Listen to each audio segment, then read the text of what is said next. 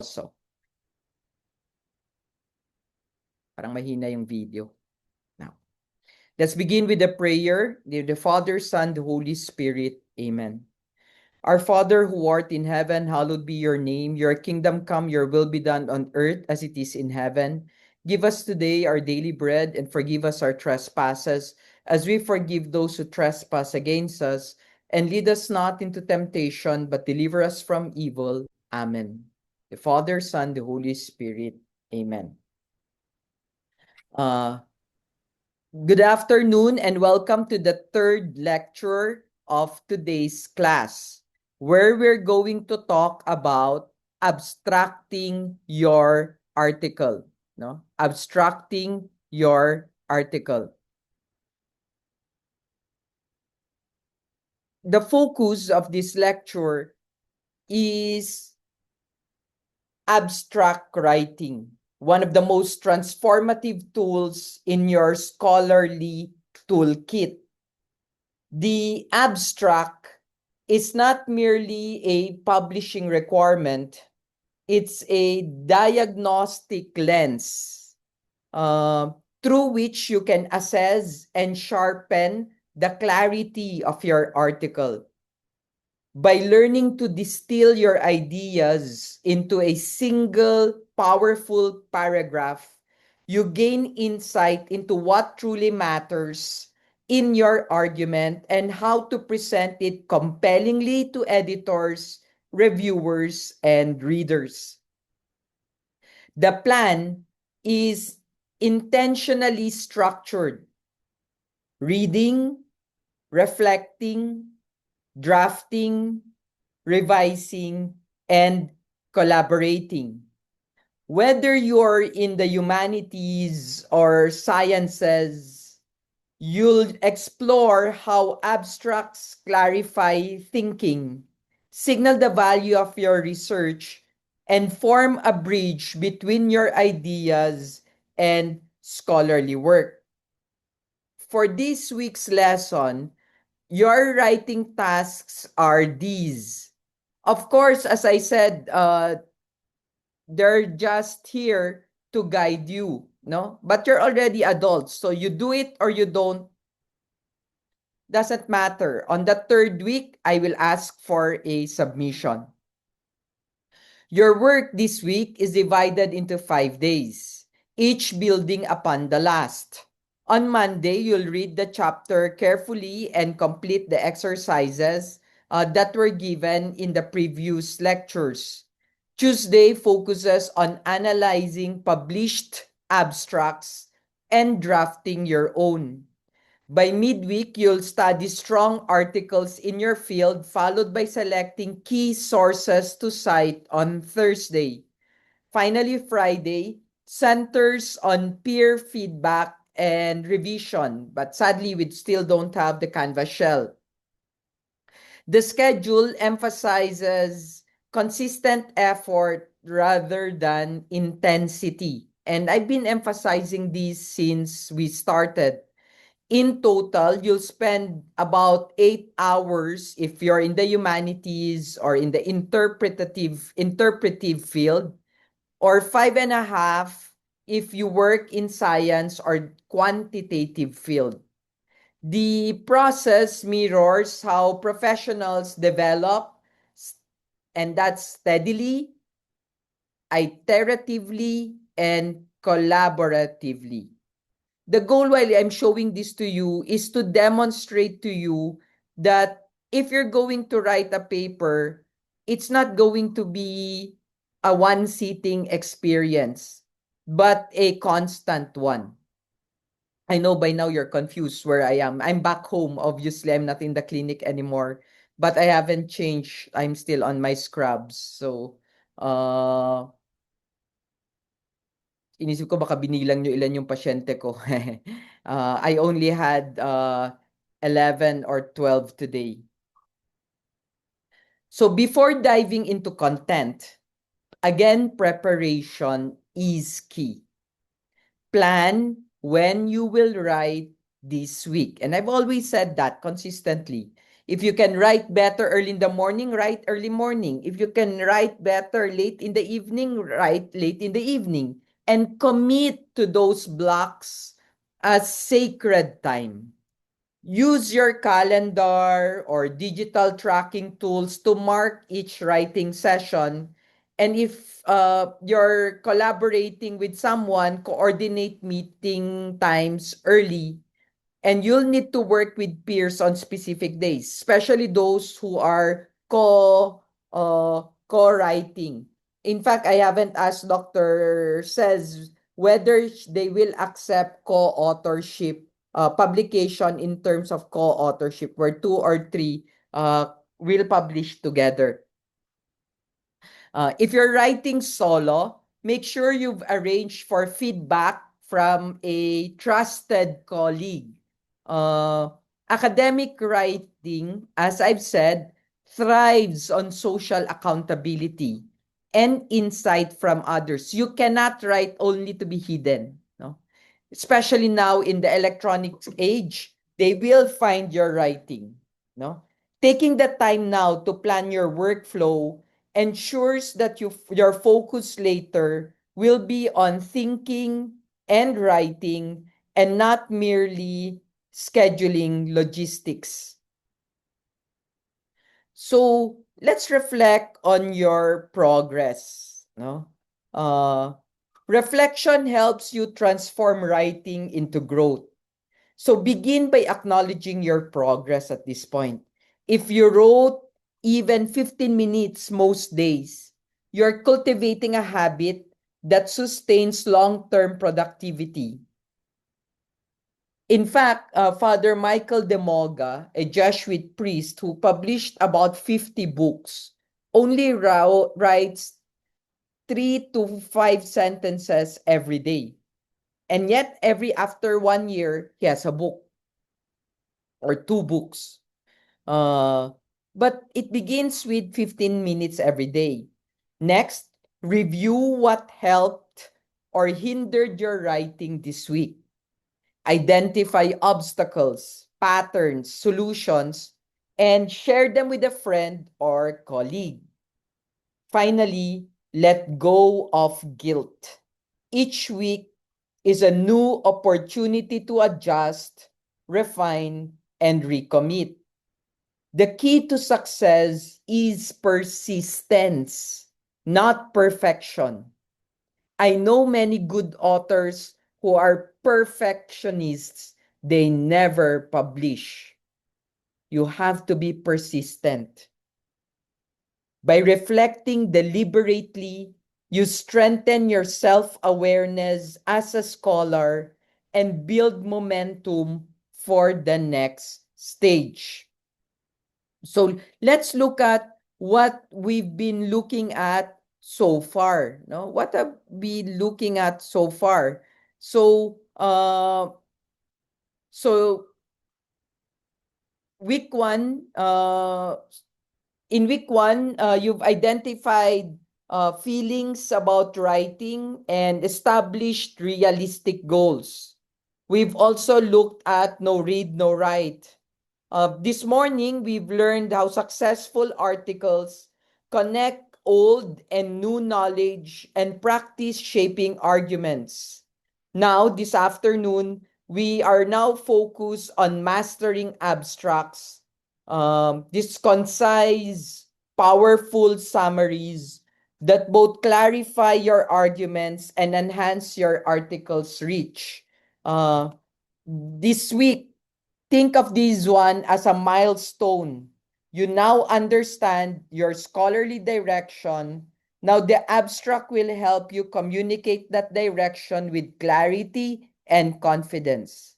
I know many of you are confused about why there are weeks here because this was originally designed as a 12-week course, in fact. And now that I am summarizing it into a 5-week course, I have to lump together a few of the weeks, and of course I hope you understand my busy schedule doesn't allow me to edit the slides very well. But you need to ask yourself, argument this morning, draft early this afternoon, and now abstracts. Why do abstracts matter? Many writers treat abstracts as afterthoughts, a final paragraph written hurriedly before submission. But the abstract is, in truth, your article's most strategic paragraph. It forces you to clarify what your article is really about, and it often serves as your first and sometimes only chance to capture a reader's attention. A well-crafted abstract acts as both mirror and map. It reflects the precision of your thinking and guides editors, reviewers, and readers toward your work. Learning to write the abstract first can even transform your productivity, anchoring your project around a clear purpose and argument. Now, an abstract has 5 key functions. Abstracts perform 5 essential roles in academic publishing. First, they help you solve problems by forcing clarity and focus. If you can't write an abstract, your article likely lacks direction. Second, they connect your work to editors, signaling fit and readiness. Third, they entice peer reviewers whose first impression of your work is often only your abstract. Fourth, they make your work discoverable in search engines through key terms. And finally, they help you get cited. Many readers and researchers rely solely on abstracts when referencing scholarship. Understanding these functions reframes the abstract from a summary to a strategic communication tool. And that's where it becomes very important.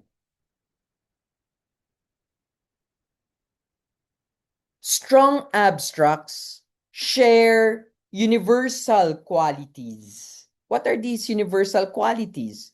They summarize rather than introduce. They tell a clear story and highlight your argument upfront.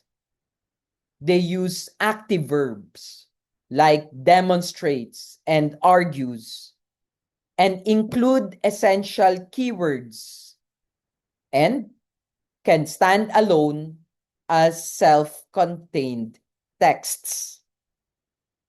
Equally important in what to avoid are weak verbs like explores or over-detailed method descriptions, or future tense statements like this article will show, all useless. Avoid also footnotes, symbols, and jargon. Your abstract should be concise, confident, and complete. An elegant microcosm of your article's contribution. Let's look at some abstracts. Abstracts in science and quantitative fields. If you work in scientific and quantitative disciplines, your abstract benefits from structured conventions. These fields often use structured or unstructured formats. both of which follow logical patterns, emphasizing clarity and precision. Structured abstracts use explicit subheadings like background, objective, method, results, and discussion. Unstructured ones flow narratively but still cover those elements in order. Understanding this structure not merely makes your abstract easier to write, but also ensures it meets disciplinary expectations and also reader needs. Let's look at the purpose of structured abstracts. Structured abstracts exist to help readers immediately identify your studies logic, method, and even contribution. Journals often require them because they improve clarity and consistency across submissions.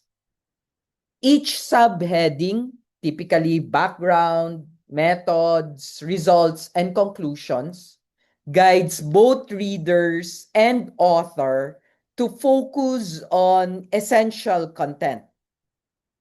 These headings force you to distill your work into core components rather than narrative flourishes. Think of structured abstracts as an exercise in intellectual discipline. They help you balance storytelling with precision. Even if your target journal doesn't require this format, practicing it can reveal where your argument lacks evidence, coherence, and also focus. Let's look at so this is a good example of a structured abstract. Very short and very detailed also. I'll not stay long because I know you can see there's still more. Of course, this is an unstructured science abstract, and this is how it looks like when it is written down. Note that all the 5 meta categories are still in this slide. I will move forward. So this is how you plan your science abstract. Okay? It's pre-recorded or it's being recorded so you can review and take screenshots when necessary. Now let's go to abstracts in humanities and in the interpretative field or interpretive fields.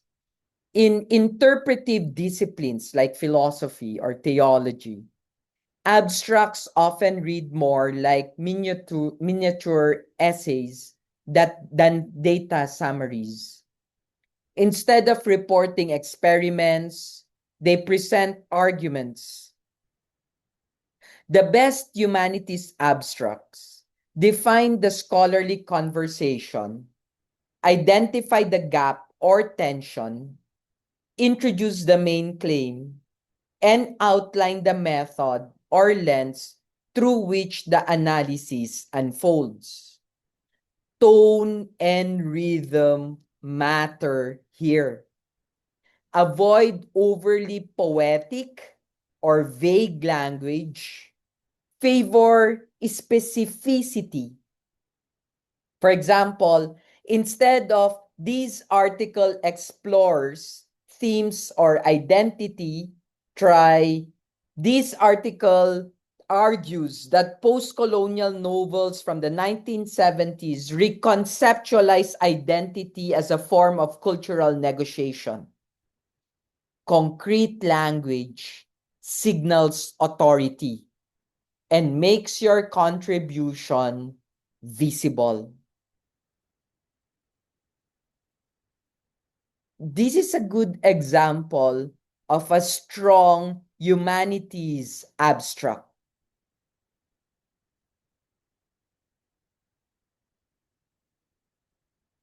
Let's look at the anatomy of the humanities abstract.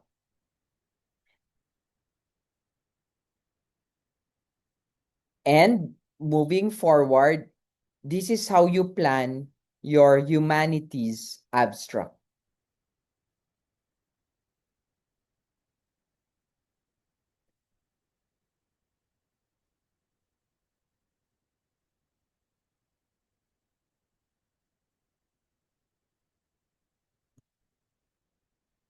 Now,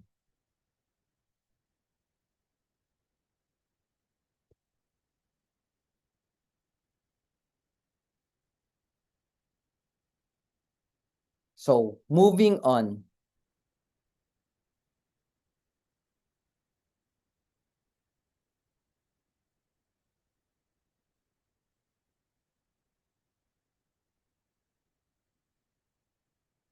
So today's task helps you write a better abstract by clarifying your way to your sense of audience through conversation.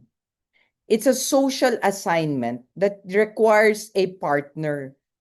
Uh, Virtual meetings work fine, but email or text won't suffice. Kailangan may kausap ka.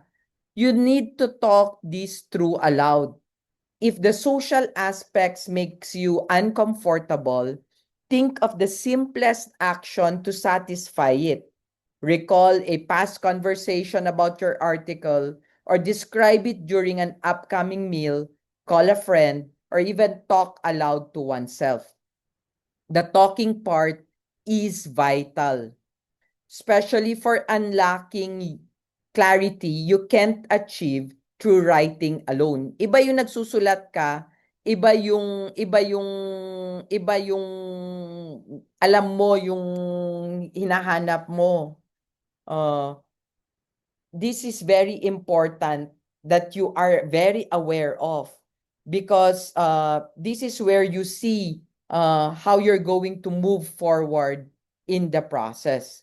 Tandaan nyo, kailangan may kausap ka, no? So, you have to describe your article, you have to summarize it succinctly, and you have to write immediately once you've heard yourself summarize it. The goal is reaching the clearest, briefest statement of your article's value and point. This will help you clarify what your argument is and how to move forward. Now,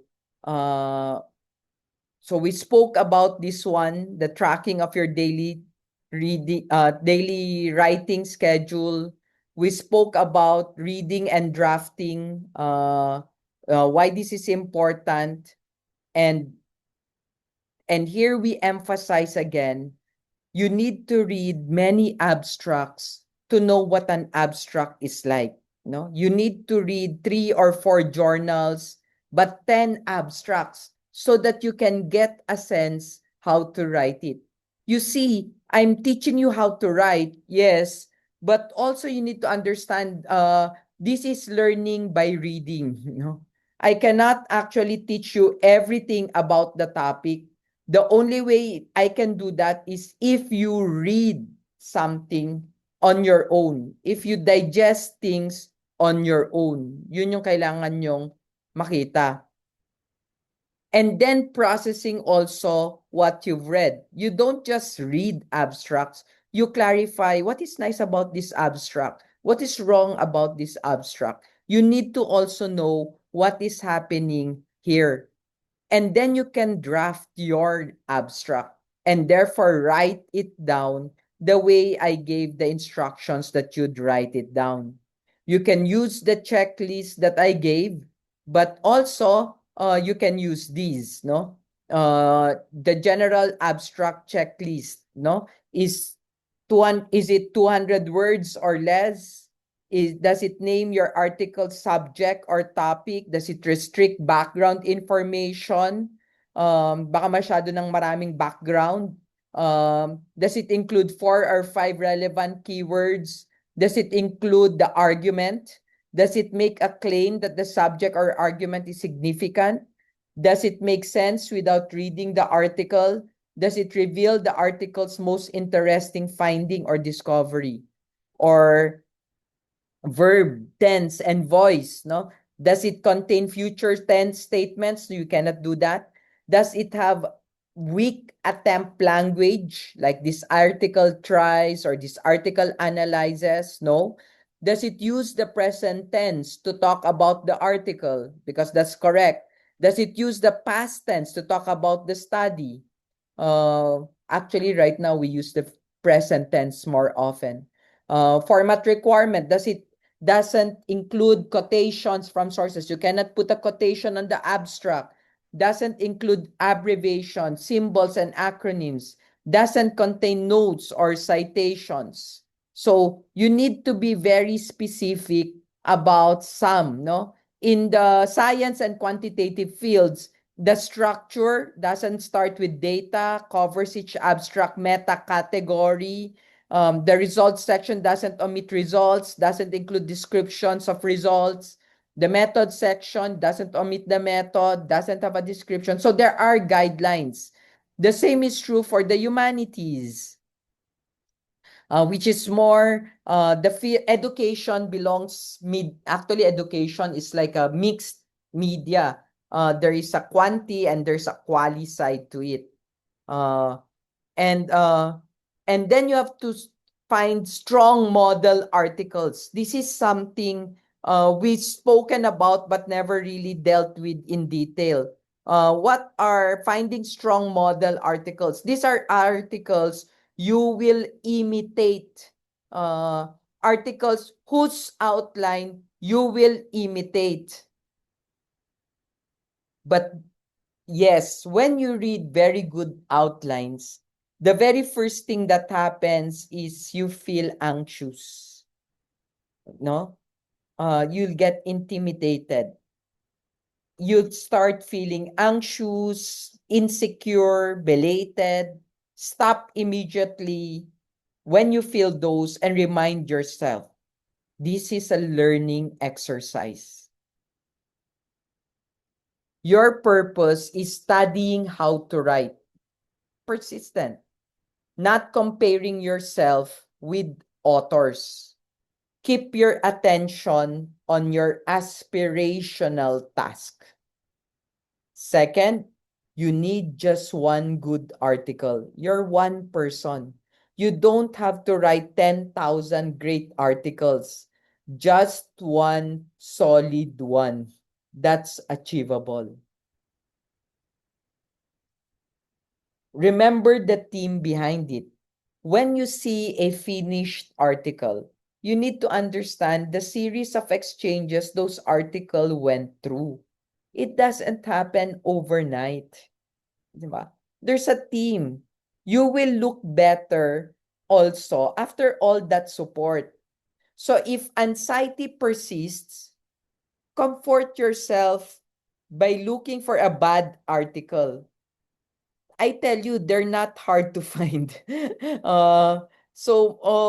you follow what I told you, you're good. I tell you, you're good. No? So search for recent articles in the field. Like if I'm doing SPED, what is a SPED class? If I'm doing language and literature, then I can go Chomsky, Davies, Butler, Appiah. Or if I'm doing educational management, I have to consider management tools also.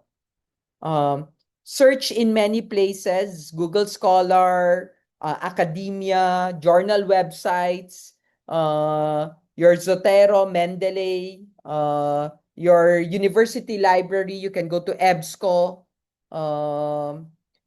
You can also try real hardcore journals. And then, when you've already decided the few, stop. and then read it. Read it. Okay? And then after you read it, study the article, how it's written. Yes, many people emphasize writing. Maybe because I did a PhD in applied linguistics, that's why I emphasized reading. And as one who studied philosophy and theology also, and Chinese medicine, reading plays a very important role. But not just reading, but active reading, as we've explained. And then cite the articles that are important to you. You know, studying the articles you'll cite will play a very important role in your papers in the long run. So it's like telling you, you cite something you can learn from. No, you cite something you can learn from. Those are the things I want you to do. Okay. Then after everything, revise what you have written. Revise your abstract. Make your abstract concrete. Post it visibly, share it digitally, and send it to a friend for comments. No? So in this coming week, these are the things in this lecture. Remember, you have 3 lectures, so you have tasks, no? That I will not collect. Don't worry. I will not collect them. I'm telling you because you're graduate students, no? If you don't do them, it's not my loss. It's your loss. You're no longer kids, huh? So work when you can, not when you can't. So 5 days of focus writing. You showed up for your writing 5 days this week, building your daily habit. That's what I want you to do. 10 plus abstracts read and even analyzed. I want you to study everything properly. 2 model articles studied. I want you to study articles and I want you to draft your abstract. These are significant accomplishments when you're done it. You've developed clearer understanding of your article's core message and learned essential techniques from successful published work. So these are the things I want you to do this week. Okay? So key lessons about abstracts. Abstracts are thinking tools, not mere formalities. They help solve problems and clarify focus. They're often your only chance to reach readers. Different fields have different conventions. Check yours. And strong abstracts tell stories, not just report. About the writing process, talking through ideas helps clarify thinking. Studying published work teaches technique. Feedback is essential for improvement. That's why week 3, there will be feedbacking already. After week 3, I'll ask you these already to submit, and then I will give my feedback. I will comment on your papers already. I will comment on your submissions already. Okay? Daily writing builds sustainable habits, and tracking time helps maintain accountability. So take note, tracking time matters. And looking ahead, your abstract is a living document. It's iterative. It's not finished. Don't consider it finished until the paper is done. As your article or topic evolves over the next weeks, you'll refine your abstract to reflect new insights and sharper focus. Keep the strong articles you found accessible. You'll reference them when tackling specific writing challenges in your very own article. And keep the daily writing. Keep tracking your writing time and maintaining your daily practice. This habit is the foundation of long-term academic success. Remember, the most important work you're doing now is establishing a daily habit that will serve you for a lifetime, years after you've forgotten how long this article took to write. This week represented significant intellectual and practical work. You have to clarify your your article's core message by talking with someone. You have to learn from successfully published work. You need to draft an abstract that captures your article's essence and get feedback and maintain your daily writing practice. Each small step matters. Each day of showing up for your writing matters. And if progress feels slower, remember you're developing skills and habits that will serve you throughout your academic career. Trust the process. But don't also forget to celebrate progress achieved, skills developed, momentum built, abstract drafted, habits strengthened, and collaboration practiced. Those will play a very important role in your writing. I'll stop the recording from here and accept questions.